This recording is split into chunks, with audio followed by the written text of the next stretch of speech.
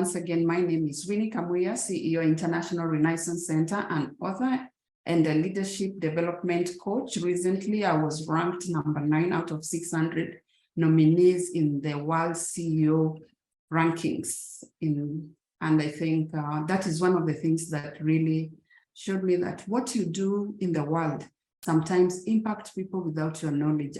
It's only when you have situations like that one that you'll be able to see the impact you've had on others. So always do what you have been doing, being consistent, and remember that the impact you are creating on people might not be so visible for you, but the people being impacted, it will be visible for them. So keep doing what you've been doing.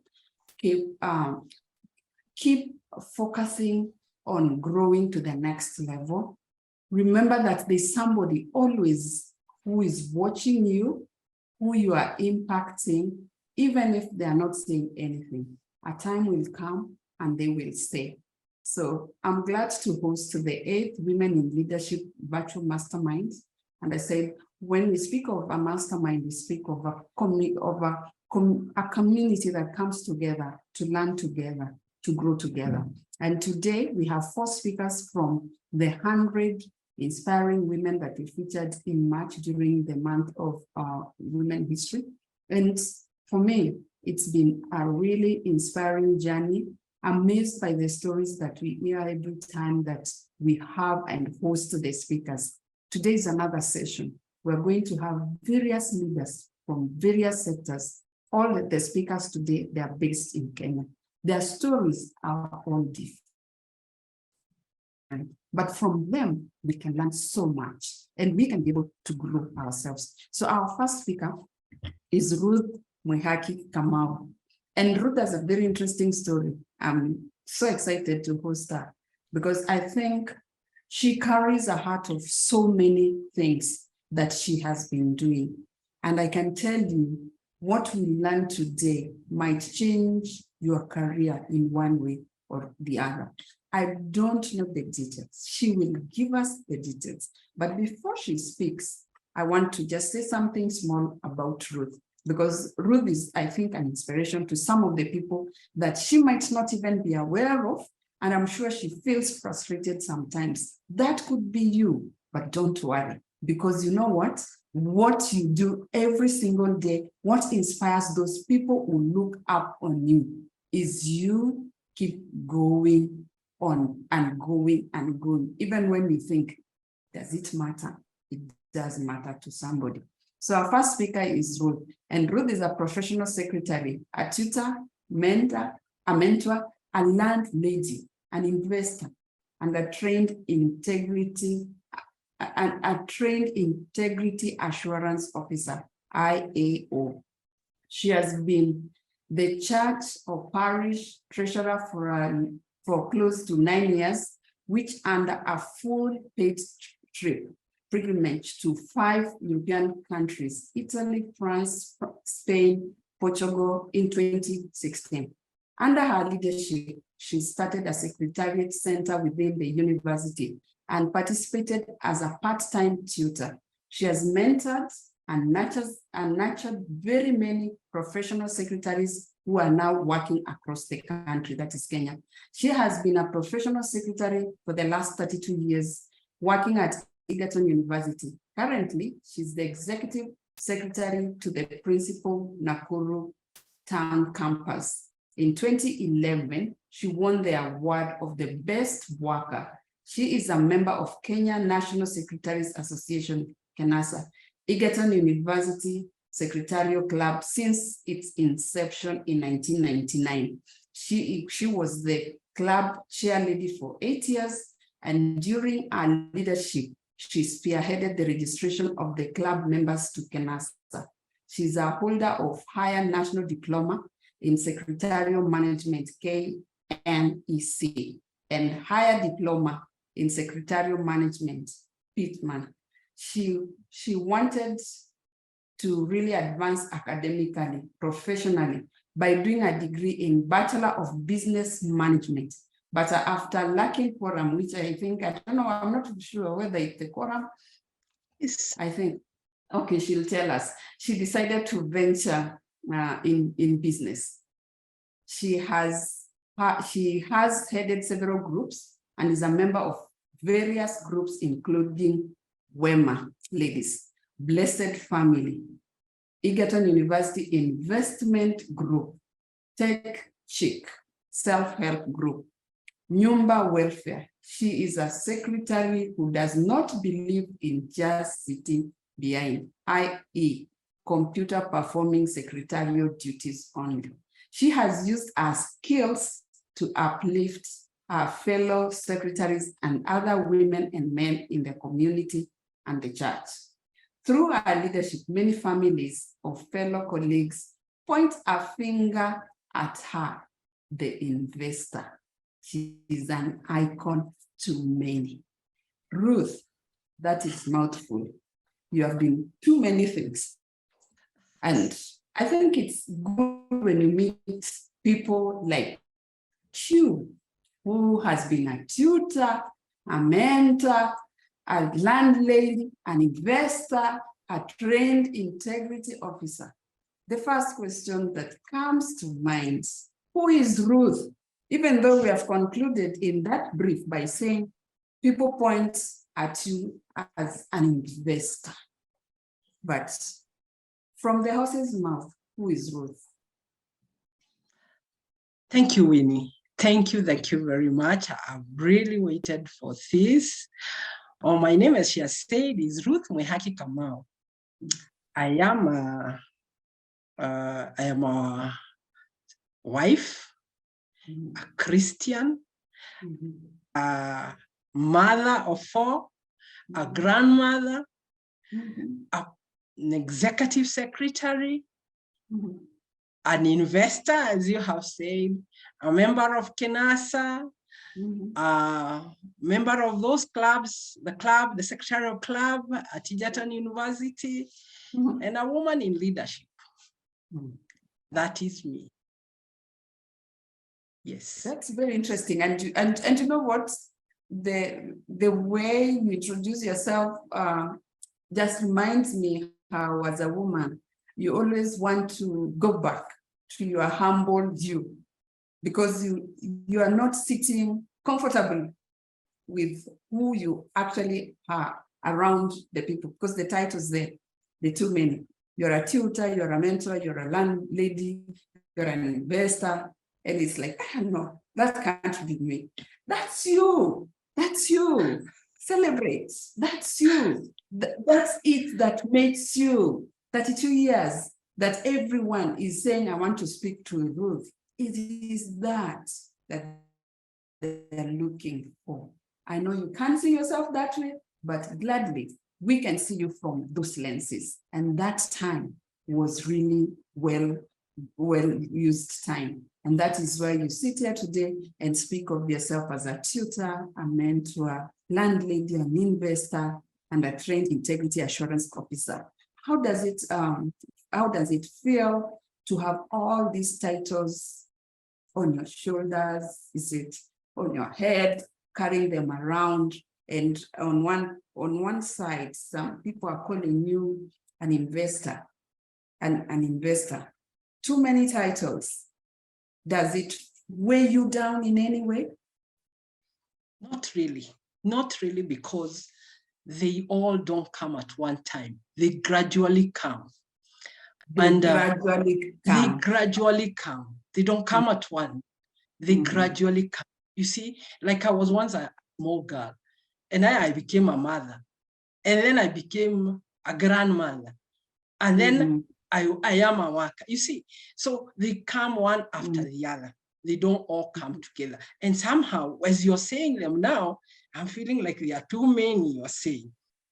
So, as you started to say, I don't feel like they belong to me.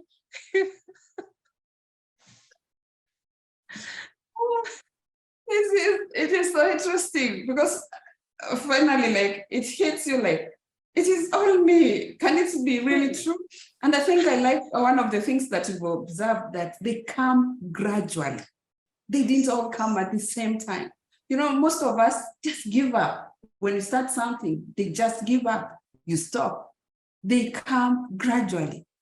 And I love the fact that you are sharing this today because somebody is thinking, I can't.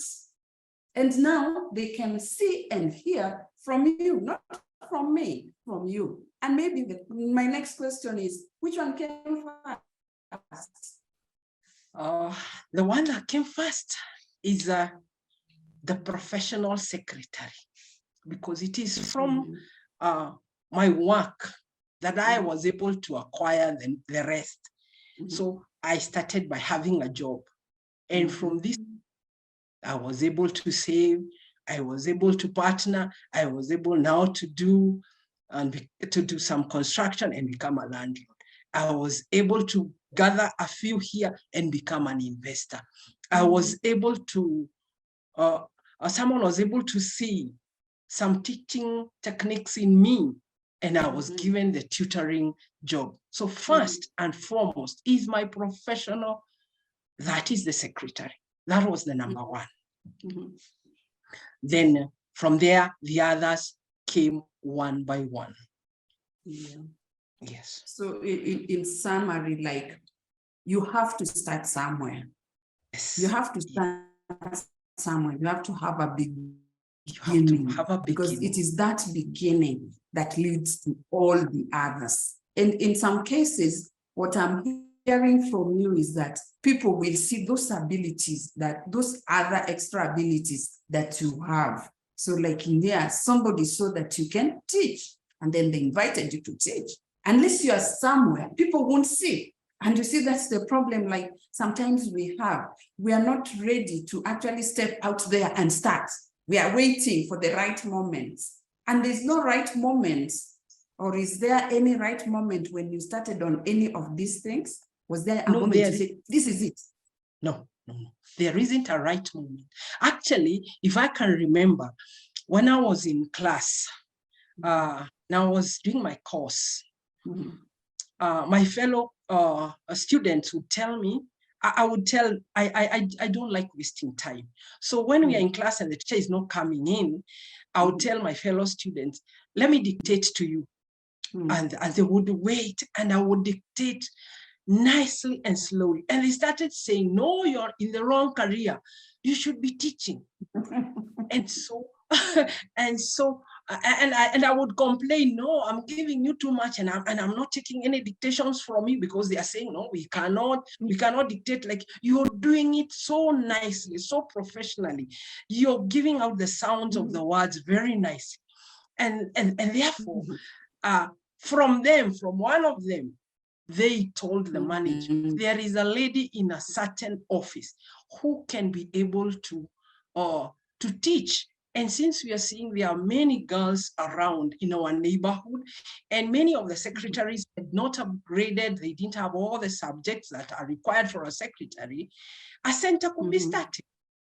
And when the center was started, believe you, Winnie, it was a big thing.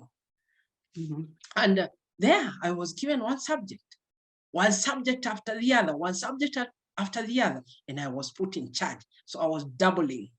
I was a senior secretary, and at the same time, I was in charge of the secretarial center at Egerton University. And many secretaries gained from it. Many today, I am sure many today will see this. They will shake their heads and say, truly, there are those who cannot even address me by my name. They call me madam, the madam of the college, madam. And they are my fellow secretaries, holding very, very high positions in Egerton University. I feel proud. That is really inspiring, and well done for doing and holding others there by their hands to see them be somebody in the society. Because a lot of us, we fear, and leadership is about that, holding the other person so that they can step into the next level. How do you see yourself now that people were seeing those things? Were you yourself seeing those qualities in you? No, I wasn't. But I'm one person who does not fear much. Okay. But I never thought I would go there. Believe me, I never thought I would even be put in charge. And it was a great responsibility. You know, being the center head, you have to book the examinations. You have to know that there are invigilators from Kenya National Examination Council coming to invigilate. So I didn't see myself there. I didn't see, believe me, I didn't see myself there. But remember, one step follows another step. And you accept. You don't hold it back. You accept. So you move with the wave. If it requires you to lift your leg to the next step, you make the movement. But if you refuse to make the movement, you remain on that step. But I used to make the step, and on and on. And I think this is what has brought me this far. Wow. So interesting, and a very important point you've mentioned there, that just go one step at a time. Don't let yourself be stuck on the same step. Like, just be on that step. The next step will come. You're already prepared from every movement. You're prepared for the next step. You don't have to know everything. And I think one thing that you said, you are not afraid. So a lot of us really fear. And when we are crept in the fear, we don't make any movement. We remain, like you've said, in the same place. And we don't get to move. We don't get to even discover who we are. Because I think if you didn't have fear, today would not be speaking about you having all these titles, because you'd not have discovered. You didn't know what would happen in the exam. You didn't know much about the exam. You are willing to learn that. I really don't know. And I think one of the challenges that we have as human beings sometimes, and what holds us back, is saying, I don't know.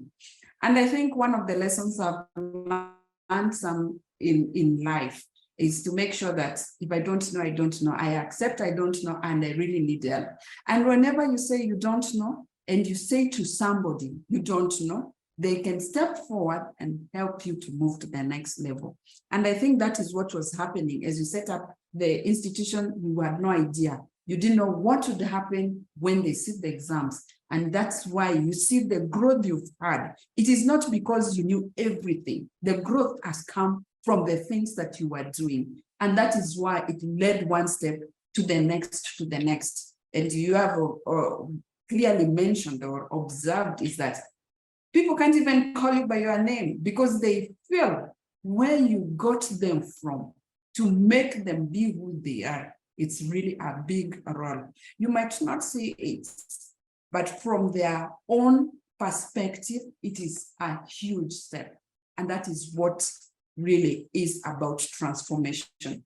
Making a person become who they have always imagined they would be, and enabling them to see it in reality in their life. That is not a small thing, it's a big thing. So those titles you are carrying, it's the weight of what you've done, moving from one role to another, In that growing, you've picked up so many titles. That's why you have all these titles. And I guess, like from the institution, maybe it is also the interaction that you've had with these people that brought you to the next level. Is that the case? Yes, when you see the institution, you meet their doctors, people holding masters, the professors with PhDs. You also want to not to remain where you are.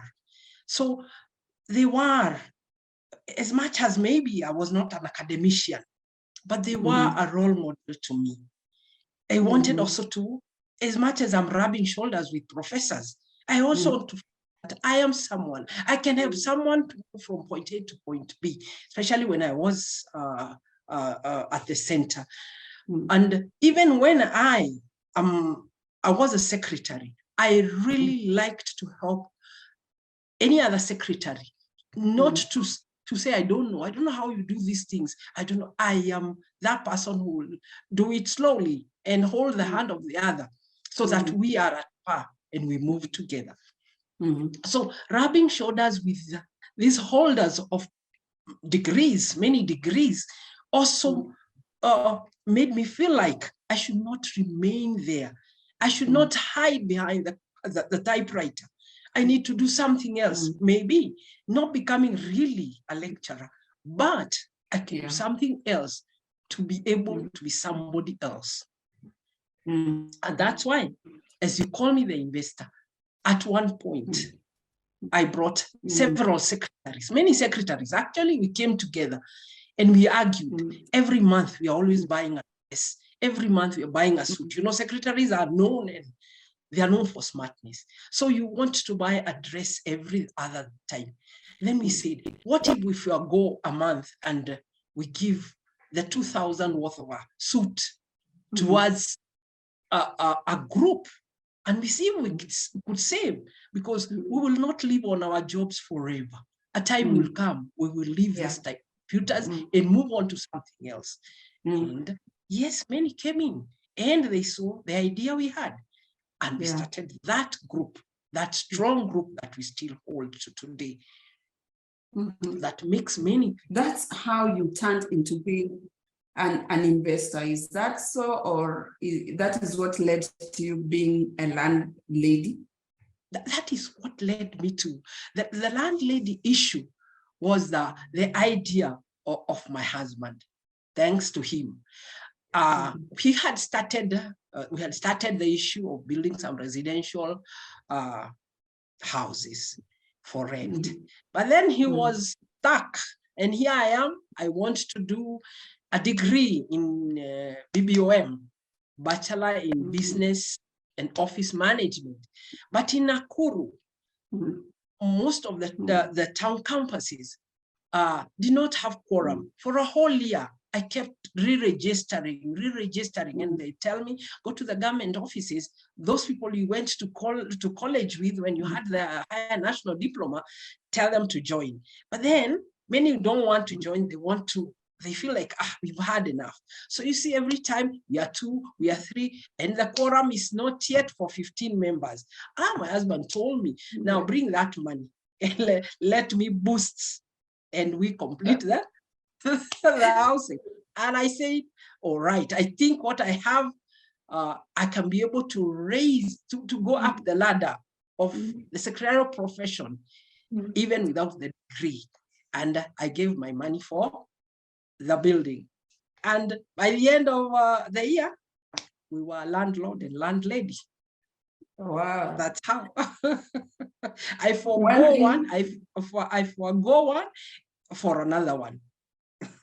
Sacrifices. And interesting is that you are here growing and getting so many ideas as you're getting to mix with all these people.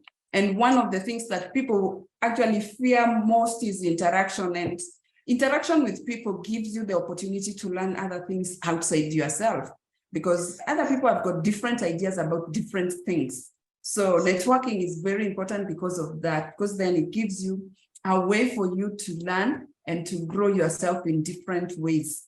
We all are different and unique, and that has allowed us to be able to make sure that ideas that come our way, we can take advantage of them. And so glad that now I can hear you are doing what we call in economics opportunity costing. Like, the money is here, I'm not able to go to class, what do I do with the money? And you use the money wisely, and here you are carrying another title, landlady. It's something that also came along the way. You didn't stop growing. Like, in fact, the fact that you are thinking even of going back to school, it's not many people who go back to school after they get married, for example, they settle, they get a job. They say that's the end of learning. Learning is now for children. The most interesting part about life is that learning occurs every single day until you die. So if you miss those opportunities, it means you're missing a lot of opportunities that you're not aware. And I think now that the technology has availed so much information, it would be wrong for us not to take advantage of also that. We learn in various ways. And congratulations for making sure that you are still having the interest to learn. And I guess that has helped you again to grow, transform your career, so that even as people saw you as a teacher, they still see you as that teacher, that mentor that can help them to grow. And I believe all these titles you have, all these groups you are in, you're not in like a treasurer You're not as the chairperson for nothing. People don't follow people without ideas. And also people don't follow people without a vision. People follow people with visions. So it means for each I think I've listed about 4 or so group, 4 or 5. They're about 5. Wema, Blessed Family, Egerton University Investment Women Group, Tech, Chick, Self Group, Nyumba Welfare. It's about 5 groups. Now all those groups, you are in those groups. And a lot of people will say, I can't be here. And I think also to be steady and to be saying that you've been in this group for a long time, that is also something remarkable, because it means there's something either you're learning or there's something you are inputting, there's something others are also sharing that is keeping the group go on, because groups don't stay for long. They say groups at some point, they always change. This is a long time.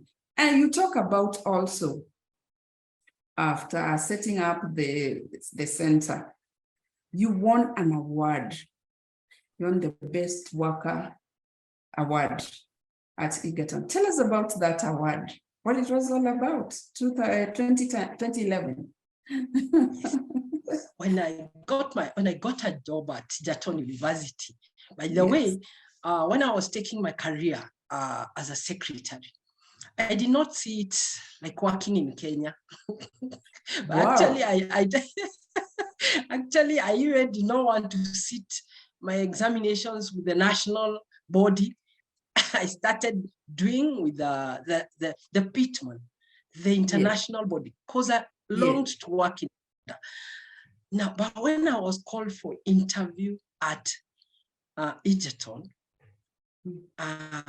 and the environment at Egerton University is that of green grass, very nice trees. You know, it was started by Lord Egerton, so you expect the environment is close to that of Britain. So when I went there and I saw the green grass, well mowed, well loaned, I said, this is where I want to work. This is where I want to work. Now I started seeing myself. I said, I will move on now with this one. So as I started, I gave it my all that I had learned in college. That stenographer I had seen and I had visualized to be, I now started practicing and being as good as the secretary is supposed to be. The buffer, that who is between the organization and the outside world. So I was a performer since day one, being excellent and efficient in my work. And as I moved from department, I would stay for long. Like, for example, when I was employed, I was deployed to academic division, handling the Senate and the dean's documents. And from there, I was taken to a larger division, the research and extension division. Yeah, this is where I was again dealing with the researchers, and there was a lot of work, and so I had to come very early in the morning. I used to arrive the first. So one of my bosses noted that this lady is always early, and then of course there was at research every year, at the division every year, the staffs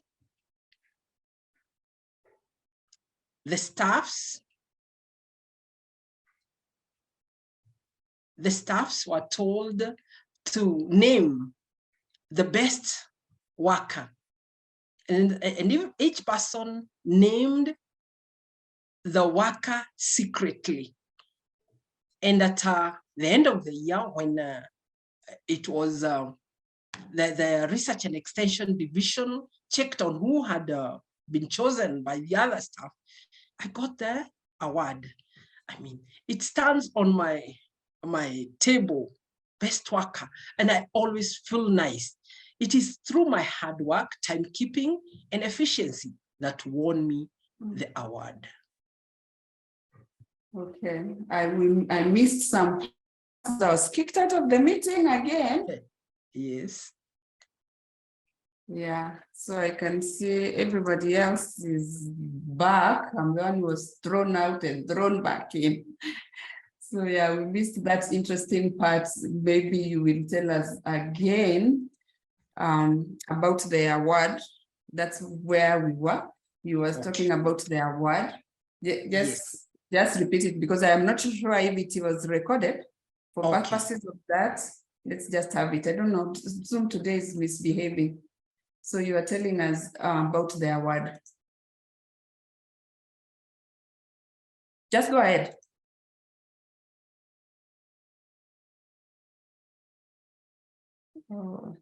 Okay. Don't say you have been kicked out as well. No. We can't see you. Okay. Yeah, that's fine. But there's no sound from your end. You are not on mute, but there's no sound from your end. Okay, you are frozen now. Oh no, she's been kicked out of the meeting. That was a very interesting story. Today, Zoom is just doing its own things. Okay, she's back in the meeting. You are kicked out now this time. Okay. Yeah, now you can go on. All right. I was saying, when I was employed at this prestigious institution, I loved it. I loved the environment. It was equivalent to what I was seeing on pictures for Britain, etc. So I told myself, now I have arrived. This is the institution I've always longed to work in when I was learning, when I was in college. And so I told myself, I will give my all to this organization. So I would arrive early. I was efficient in my work. I was, I gave it my all. So when I moved from the academic division where I had worked for 8 years, I was moved to the division of research and extension. At one time, the director noted my coming early every morning. Every morning, I was the first person to arrive. And so every year, it was the norm for the division to award a best worker. So when in 2011, the employees of the research division were asked to write in secret who the best worker would be for the year, they all chose me, and I got the award. I always see it seated on my table, and it motivates me day in, day out. And from there, I never went back. I think maybe bosses would say, if I have gone back, I've relented. That's so interesting. You started so early, many years ago. You are so focused, like what you wanted. You really loved your job. And it's so interesting here. You mentioned, I always take notes when every speaker is speaking, because then it really, like, the point's sinking. That's why sometimes I have to stop you, interrupt, and also repeat what you've said. You are seeing yourself working abroad because you are doing, I remember the days of Pittman. It was very, very famous those days. And your dream, you could visualize yourself working elsewhere. And the images, and I'm speaking to this because Oprah has explained something about what you visualize and see in your life, like you see it. So you visualized, you saw yourself working abroad. In this vision that you had, you saw the green grass, the nice really place with trees. By the way, I'm a student of Egerton University, so I did my first degree there, so I know. So you visualized, and eventually the place you went to work fitted in your vision. And I'm sure you've never connected that, but after listening and watching one of Oprah's videos, he explained how The mind can help you to arrive to the place where you want to be.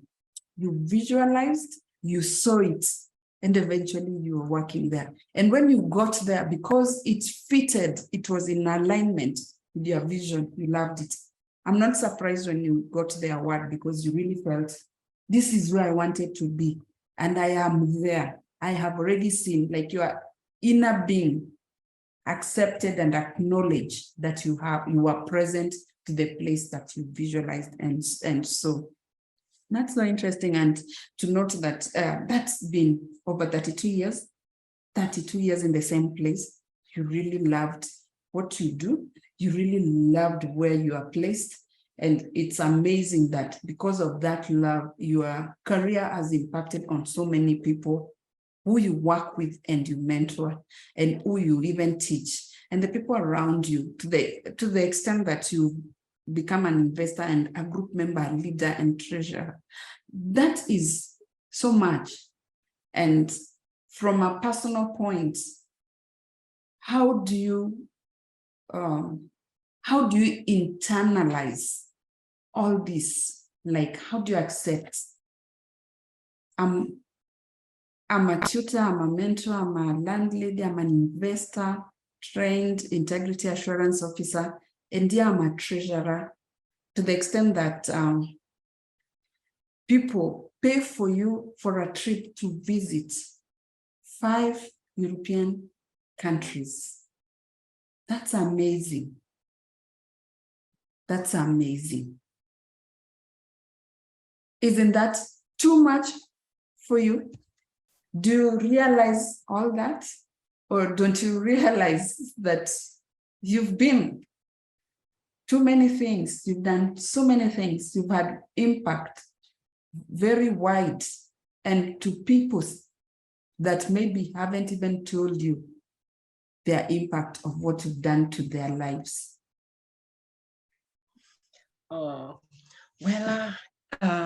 Sometimes I don't feel it is much. Because I think I love doing it. I'm not pushed. It is a passion. I do it with passion. Like this one you're talking about, being a treasurer for almost close to 9 years. You know, it's even against the diocese to do that. But at one point, the parish priest had to request for the extension of that time. And when this was done, and I was the pilgrimage was paid, I felt really, so I was not giving all my time for nothing, because truly it was a lot of work. I could sometimes feel it's weighing me down. Remember, I am a mother, and I'm a wife, and I am a professional secretary. And here is this issue of the treasury. But time management is one thing that really helped me. So you don't mix things. When it is the office, I be in the office. When it is to be home, I be home and do what is there for me at home. And when I have to work for the church, I work for the church. And I give it my all when it is Sunday. But at one point I was feeling, am I not being away too much on Sunday, away from my family? But you know, also God is so good. Yes, He rewards his people. So, but I must say the integrity, honesty with yourself first. So I don't want to spend too much time on this. I don't want to spend too much time on this. And I don't want to spend too much time on this. Otherwise, they will eat on each other. So time management also is very key for success. That's really important, because when we started the conversation, you had these titles, and I think that is what people ask, how do you manage all these things? And I think one of the things you've done is to address that part. You give everything its time, and know that there's time for everything, and know that everything doesn't come at once. With the time allocations you associate each activity or whatever it is that you devote. Remember, if you love what you do, you'll not notice the time. So you allocate time for each so that each has time. And with this role of being the treasurer beyond even the time. It means that people appreciate and could recognize what you are doing for them, and they rewarded you with a trip to 5 European countries. Did it come as a surprise to you? Great one. Mm-hmm. Okay. So it came as a price. Mm-hmm. When you do good things happen to you. So you have to be ready for the good things. Sometimes accept them when they come. Yes. Yes. Accept them when they come. So how was it to know that you didn't even pay for anything, but you're going to visit all these countries because of what you did? How did it feel like? It felt nice. It felt nice. At one point, I was not feeling like it's me. I was pinching me. I will be in a plane. You know, actually, it came as a great surprise. This one, I must say, it came as a great surprise. And when the news were broken to me, I mean, now, yes, you have to look for the passport. And when I went, actually, another good thing, I wrote to the university. I was given a letter to allow me to be away.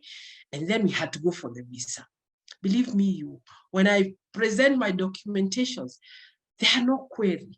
And I was the first one to get the visa. We were with priests, but they were being told, go back, you don't have this, you don't have this. But I had everything. My letters were all accepted.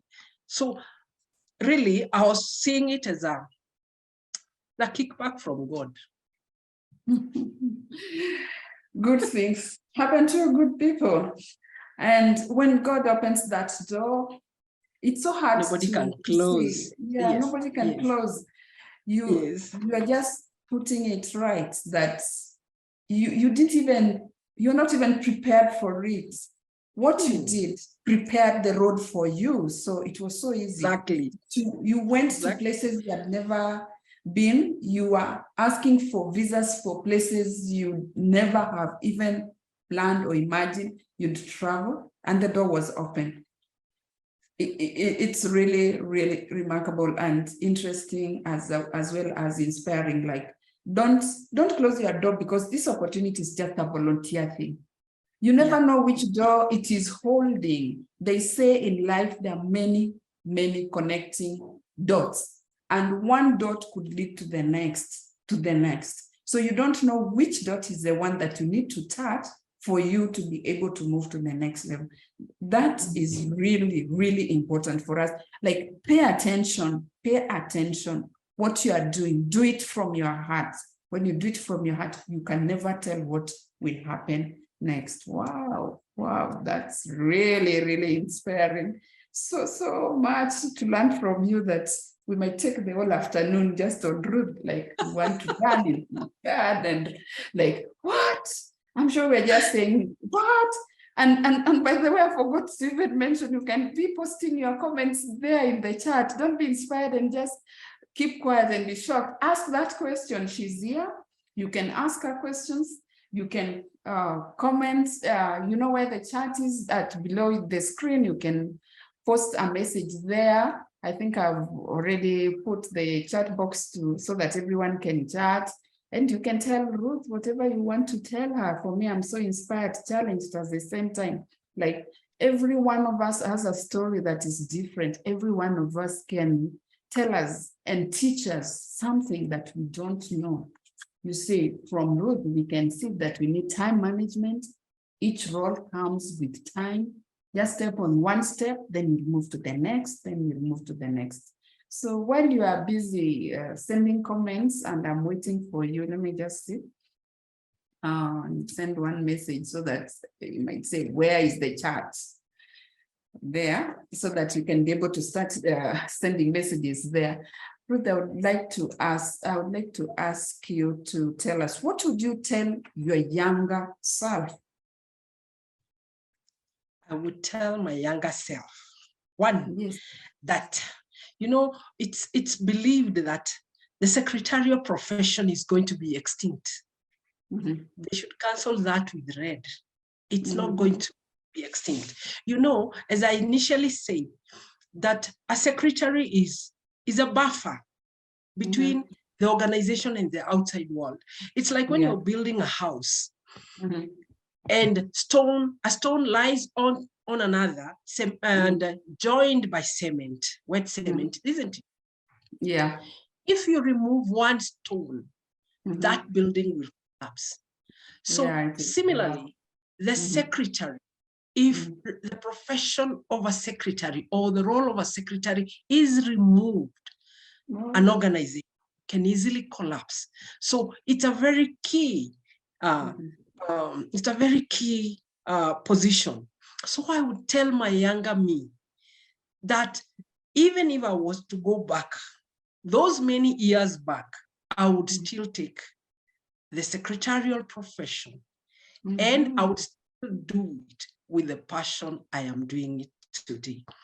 And that younger me should handle the secretarial profession with all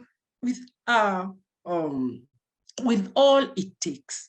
There should be handle all the clientele with what I'm saying, with keenness, especially when you're handling a client. Listen, wait, be patient, and do not judge a client, maybe by the dressing, maybe by the physical features.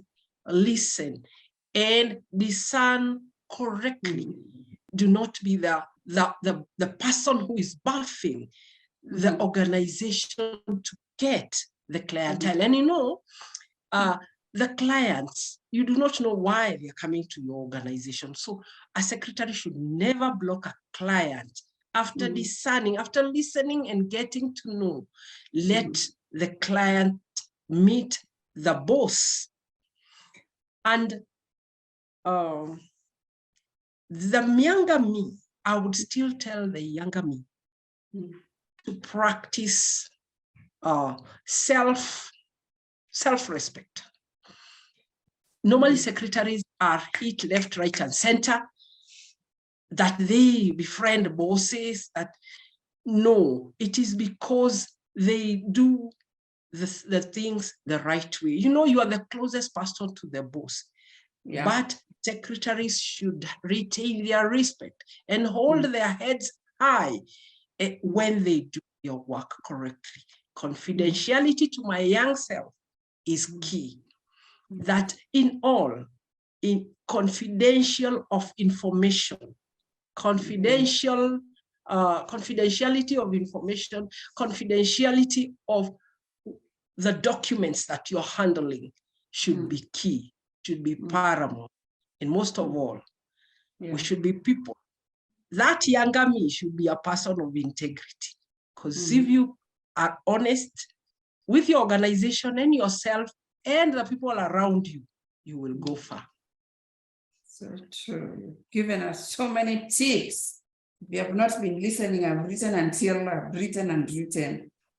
And I'm hoping that you are all writing something, because she's teaching you how to listen as well. So she's given many, many tips to our younger self, some of which we can borrow from her so that we can also like apply in our lives and in our career, because even all our careers require us to practice self-respect, to be confidential, to listen. And leadership is about listening to others. If we are listening, we'll be able to make the right decision. We'll be able to make the right judgment, because if we don't listen, and like she has said here, you might look at somebody who has come to the office and dismiss them. And maybe they're the people who are carrying the most important information that the person they were going to see, they were waiting for. And because of making poor judgment on how they look and without listening, because listening means you hear what they're saying, not listening ready to respond. Listen ready to understand the person so that you can know what is the right decision to make now. Should they see the boss or not? So that is very important. Thank you so much, Ruth. You have a wealth of information. You are a book walking in the streets of this. Yeah, Felista says, I have been and still am very inspired by Madam Ruth. She's a go-getter and a giant's shoulder to lean on through and through. Keep it up and inspire the world. I told you, we work together at Egerton and our story is amazing. It is amazing. It is amazing. I don't know if there are people who really know the story. You know, sometimes people just know you by the name Ruth, but they don't know what's behind. And it is amazing. I think one of the things that I really enjoyed in March is that most people now came out of their shells to share that story that a lot of people don't know. You know, when people meet you first, they just meet Ruth. But behind Ruth, there's so much that they haven't yet known. And with this story sharing here today, you have told us more than we even knew. So it is nice that you've been and grown this far in your career, in your life. And the best part about this is that it does not only impact your colleagues at work, it impacts your family.